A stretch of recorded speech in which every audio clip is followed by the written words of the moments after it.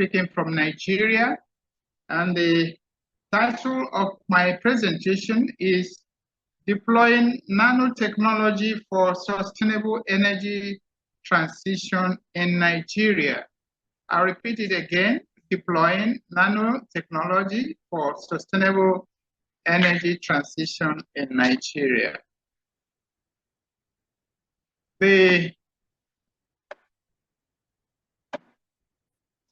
The work is structured in the various thematic sections. The first is introduction, conceptual clarifications, and then I'll go on to explain the global scenario of nanotechnology, and then I'll look at the place of nanotechnology in Nigeria so far, and then I will consider the energy resources scenario. Important. I'm going to stress on that. I will also consider the drivers for energy transition in Nigeria. Why are we transiting from our current highly carbon-intensive energy system to renewable energy? What are the drivers? Then I'm going to look at the benefits of nanotechnology application. What do of nanotechnology in Nigeria? Then I will then consider the challenges for commercialization of nanotechnology, and then I will make my recommendation and then draw my conclusion.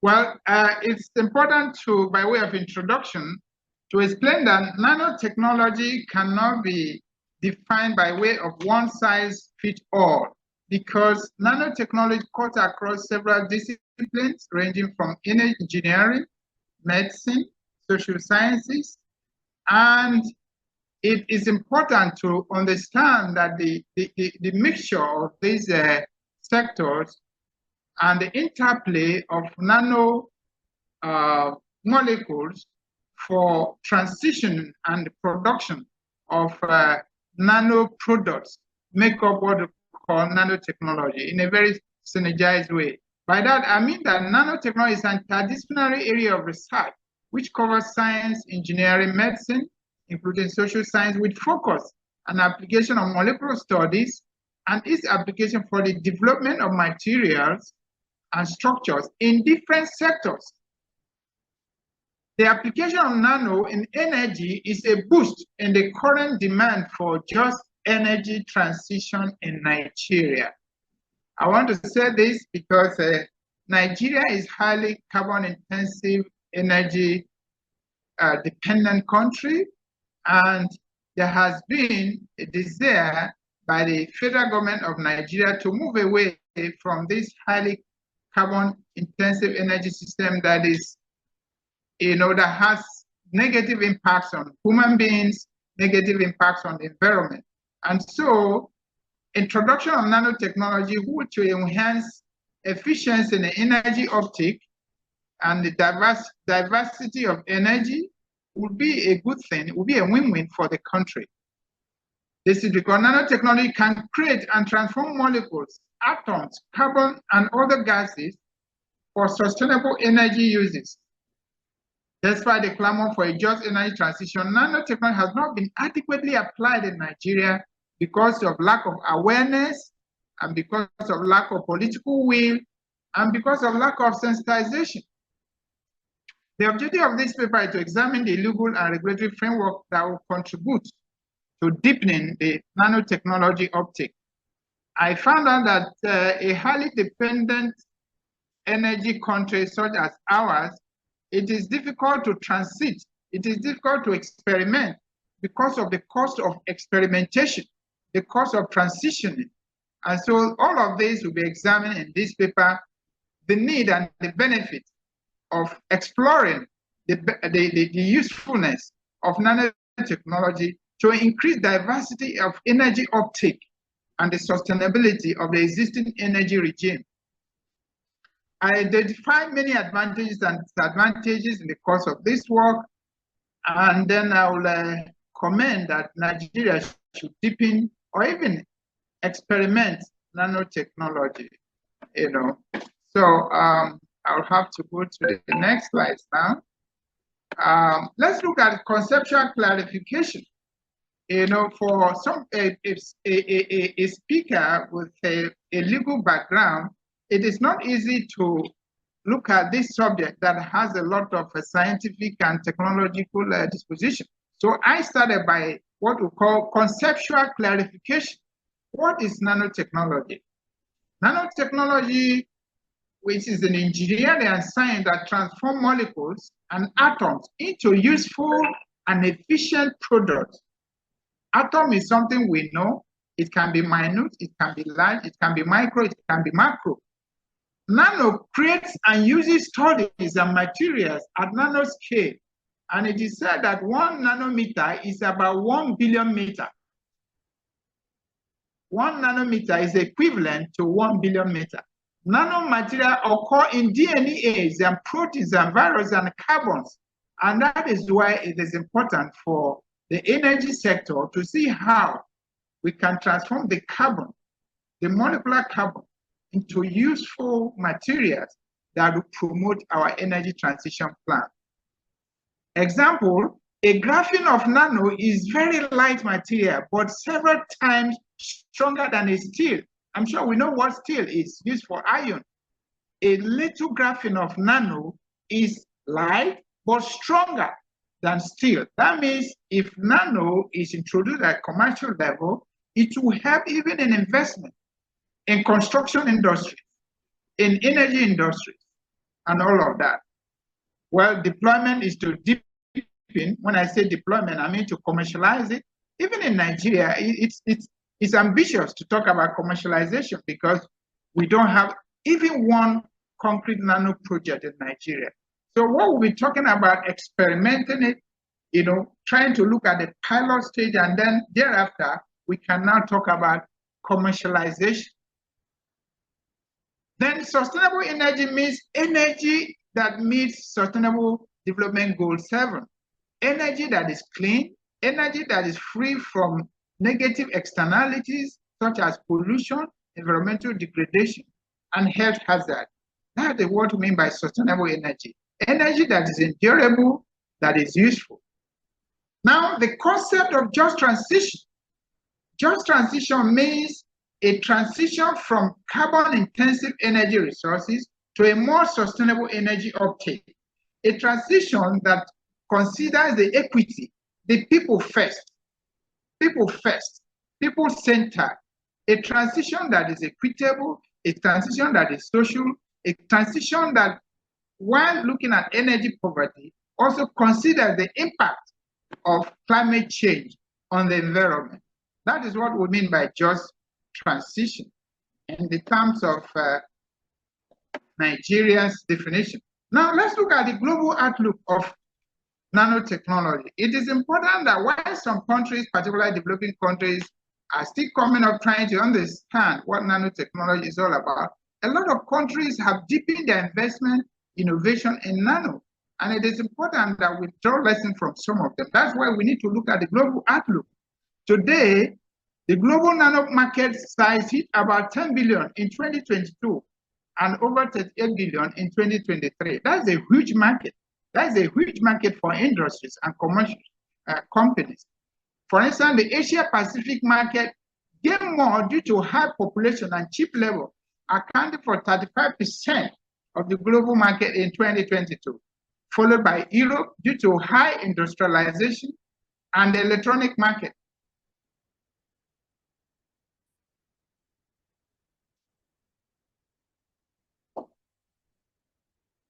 I hope I can be heard. Can you hear me? I hope you can hear me. Yes, we can hear you. Okay, sorry about that. Now in US, Japan and Europe and South Korea account for 72% of the global patent on nanotechnology. This global patent can be found in US Patent House. That shows that Japan and US are high up there in nanotechnology uptake. China has more activities conducted by nanotechnology than any other country, and the awareness started since 1990. That is, China is also making serious inroads in deepening nanotechnology. In Brazil here, we have about 300 PhD candidates carrying out research on nanotechnology. India has about 30 institutions undergoing research on nanotechnology. These countries are making efforts to deepen the nanotechnology uptake. South Africa has about 12 universities and 4 science centers offering nano-related courses.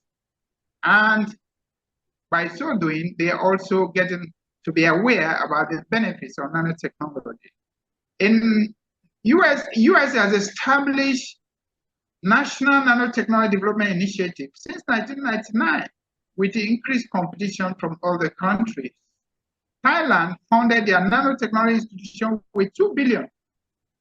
2 billion. Whereas US that started since 1999, the record shows that it's about just 900 something million US dollars. That means Thailand has so much investment in nanotechnology. That's the global scenario. That means a lot of countries are high up there, while others are middle, others are coming up. Where does Nigeria stay? It lies here now. We only have our professors, scholars, trying to explain through their articles and journals what nano is. Government is here to buy into nanotechnology. Government is indifferent because you can see that Nigeria is a country where there are a lot of resources, but optimizing the resources, deepening the use of resources is a very serious problem. I believe that with this exposition, Nigeria would feel the need to begin to experiment nanotechnology in both the energy sector and other industrialized sectors. Now let's look at the benefits of nanotechnology application in energy sector. The benefits of nanotechnology application in energy sector. Here it is important to stress that nano helps in alternative energy sources. Alternative energy sources. How does it do this? Nano helps to improve solar cells and greenhouse gas emission reduction. And nano helps also in hydrogen fuel transformation. Nigeria is transiting to renewable and it is anchored on solar energy and wind energy. So with the commercialization of nano, that means we will increase our solar energy generation. And then nano helps in greenhouse gas emission reduction. So, and the wind energy transition plan of Nigeria is anchored on renewable, transition to renewable, reduction on emissions from fossil fuel, and addressing climate change vulnerabilities. These are the targets we have in Nigerian energy transition plan. Nanotechnology can market by nanotubes, nanocomposites, nanoclays, nanomaterials, particles, devices, tools, by application, automatized medical, electronic, aerospace, energy, plants and coating, including global industrial analysis, trends and outlook are all in the increase. That means nano materials are all useful at marketplaces. So it's good that we know this. Nano helps in energy storage solution. To have energy security in a country, you must make provision for storage of the existing energy resources, which is lacking in Nigeria. So with the introduction of nano, we should be able to have a good energy storage solution, particularly for gas, particularly for oil and crude oil, and particularly for hydrogen. Nano helps in advances in enhanced oil recovery. Some of the oil wells in Nigeria have reached their maturity stages, and you need to bring them up to marketplaces. Nanomaterials will help for disused oil wells to enhance oil recovery. So it's an advantage to Nigeria. It also helps to improve energy efficiency practices and technology. How can nano help this? Nano helps for energy efficiency practice through molecules, through enhanced oil recovery, through emission reduction. Nano helps for energy conversion and combustion process. When there is high rate of combustion process, that means there will be energy efficiency. And energy efficiency is one of the benefits of enhancing energy security in a given place. I said nano is good for enhanced oil recovery. We have a lot of abandoned oil wells in Nigeria, and these oil wells, we need to bring them back again, because Nigerian oil recovery is basically now offshore, and the onshore oil wells are now disused. So we need technology to bring back these energy resources to the marketplace. And nano presents itself as that wonderful technology that will revolutionize our energy sector.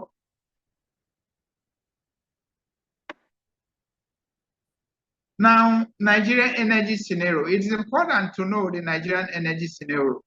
Nigerian energy scenario is anchored on Nigerian energy plan, which is to meet the Sustainable Development Goals, Goal 7, by 2030. In Nigeria today, about 92 million Nigerians do not have access to electricity. About 175 million lack access to clean cooking solutions like gas.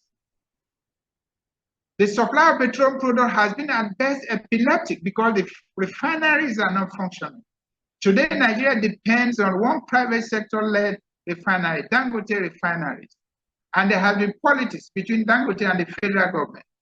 And this is the energy trajectory we face. Crude oil supply is being affected because the refineries are not functioning, and some of the IOCs are, selling their assets out of Nigeria. Those who should produce this crude oil, and so Nigeria depends on imported crude oil to service even the ailing refineries. This is too bad. The food security is compromised as more Nigerians live below the United Nations poverty line. The agricultural practices are majorly conventional, not commercial. The regulatory and legislative framework in the energy sector, particularly electricity and petroleum, are not coordinated. And this has serious impact on energy sector. There is therefore need for bold action to address climate change, energy poverty, and food insecurity in Nigeria.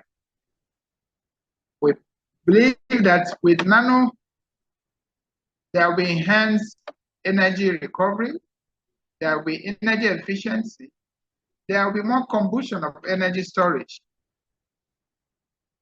Now, existing nanotech in Nigeria, as I said, nanotech started off, Nigeria started what we call National Institute of Nanotech in 2006. It suffered from poor funding and lack of political will and coordination.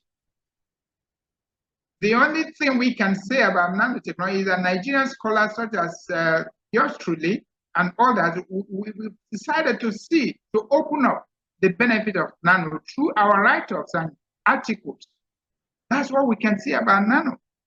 The only project that started in 2006 has been abandoned. However, there are departments and centers in few Nigerian universities. Prominent among them is Ladoke Akintola University and University of Nigeria in Nsukka. These universities are offering courses on nanoscience and engineering. That's a good one.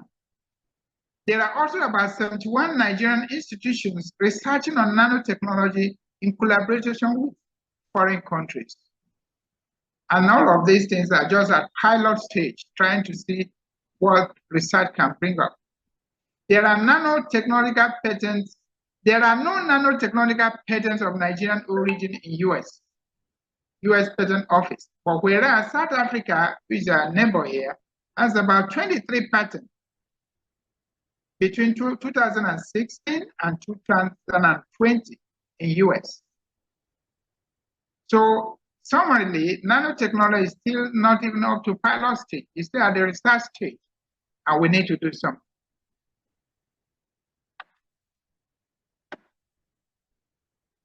Now, meeting energy security, the next one, what are the drivers for nanotechnology adoption in Nigeria? What are the drivers, gentlemen? One, Nigeria intends to meet the energy security needs of the teeming Nigerian population. In Nigeria, we are experiencing energy poverty. A whole lot of people are not, do not have the benefit of having uninterrupted electricity supply. access to cooking fuels are even limited to urban areas, not even in the local and rural areas. A lot of local population use firewood to cook, and this is with its adverse environmental and health hazard. Nigeria wants to remain industrially and economically competitive, and if it has to do so, it must be anchored on adequate energy availability, reliability, and sustainability.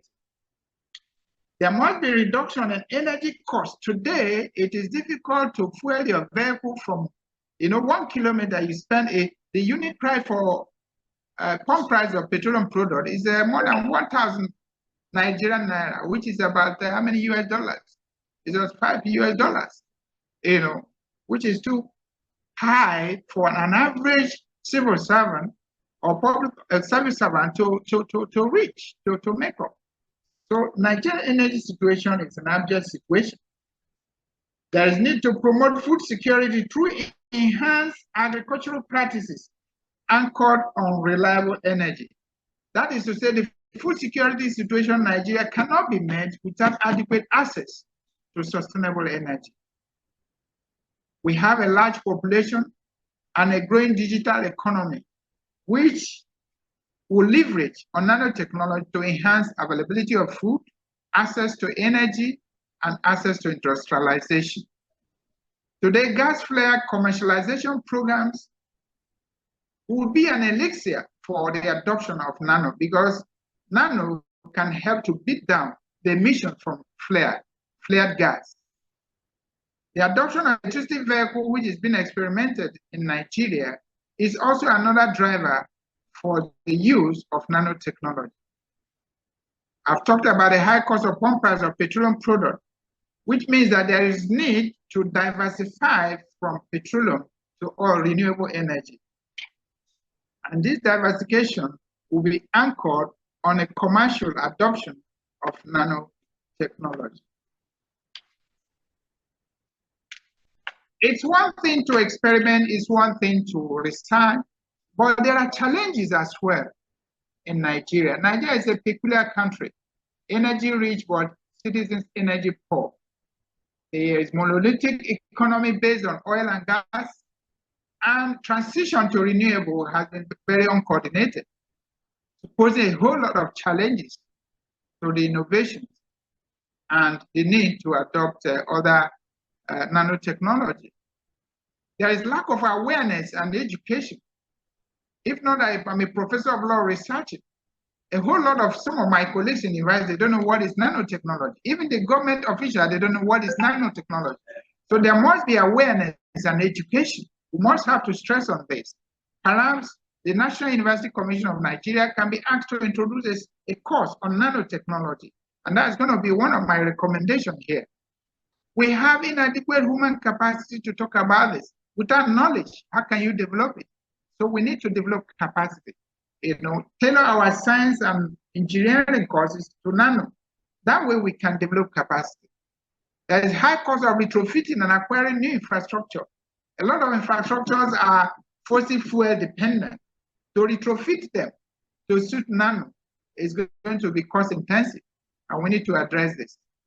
The adoption of nanotechnology, which include lithium oil battery, fuel cell, light emitting dual lead, ultra capacity, and solar cell as a fuel are costly. These are new technologies, emerging technologies that are very cost intensive. And it's only a government that is sensitive, a government that is innovative, a government that is ambitious can explore this. Dealing with possible threats of new waste that may arise. Yes, we've been talking about the benefits of nano. Let's not forget about the other externalities arising from or connected with nano commercialization. There could be emergence of biological and radioactive waste. How do we address this? Just like electronic waste. These things must be addressed because researchers will have to look at all of this to see when we're talking about commercialization of nano, we should also look at the side effects, the negative externalities, such as biological waste, radioactive waste, and the electronically generated waste associated with nano.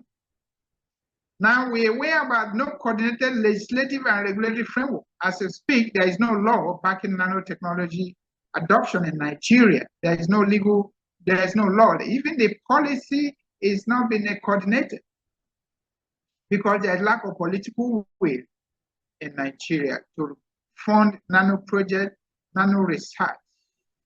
And the lack of funding for instrumentalization and nanoscience is a very serious setback for adoption of nanotechnology. Now, let's look at Nigerian Energy Transition Plan. Nigerian Energy Transition Plan. Nigeria developed its Energy Transition Plan in 2021 to address climate change and energy poverty to meet Sustainable Development Goals set. The plan aims at reducing energy crisis by ensuring a net zero carbon by 2060. The plan also aims at tackling emissions from major sectors such as power, the power sector, the cooking sector, the fuel and transport sector, the industry sector, and the oil and gas sector to reduce emissions by 2030. And the plan intends to inject $410 billion above business as usual spending between 2021 and 2060. The plan aims, among others, to establish energy transition implementation working group to work together with Sustainable Energy for All Global Initiative or Alliance.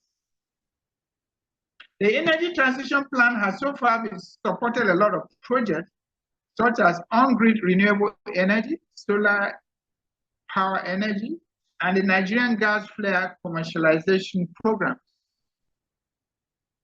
The Energy Transition Plan has also supported debt for clean energy investment and carbon market. We are, talking with some European countries and Chinese companies.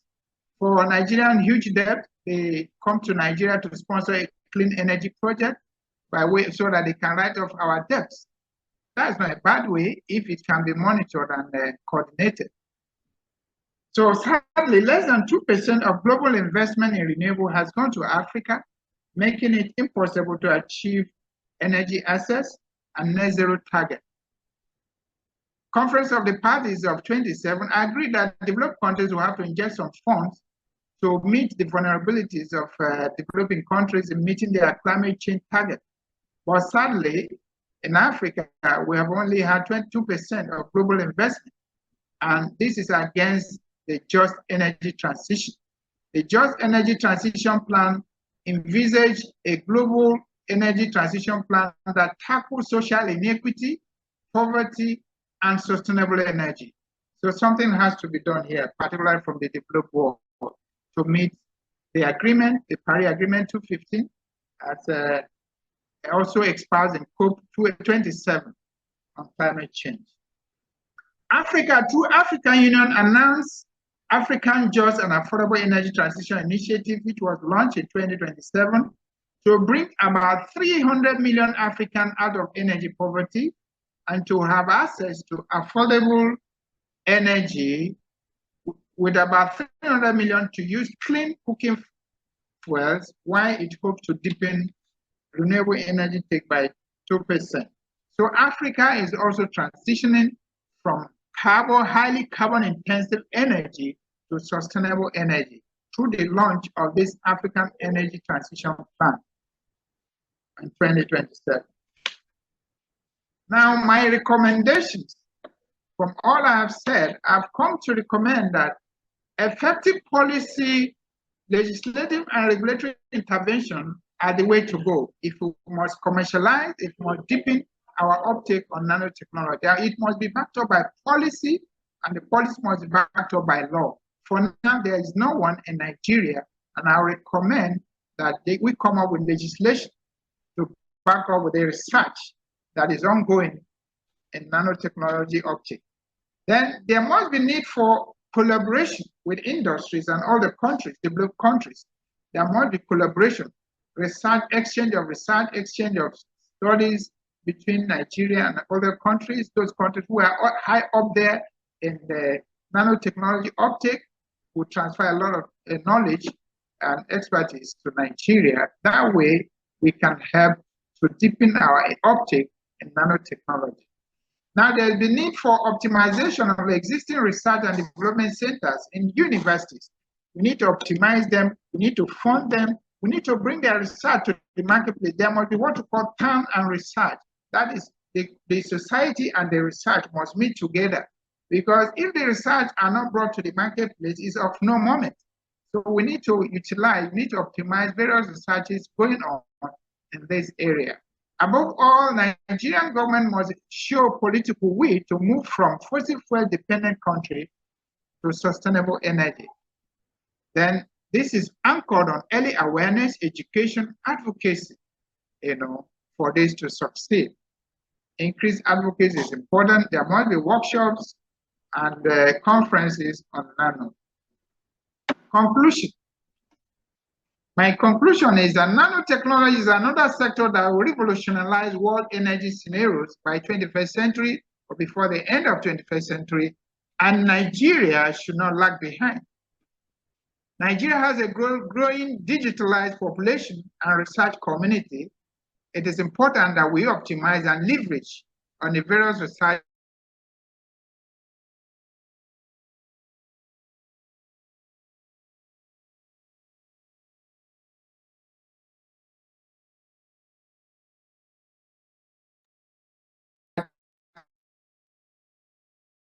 energy transition plan, because it will promote diversification, it will innovation and energy uptake. So it quite fits in. So nanotechnology will revolutionize and contribute to delivering net zero carbon target by 2030, which is the anchor of a Nigerian energy transition plan. And this can only be achieved when there is increased advocacy, when the research is deepened, and there is more development for sustainable energy uptake. I want to thank you very much for this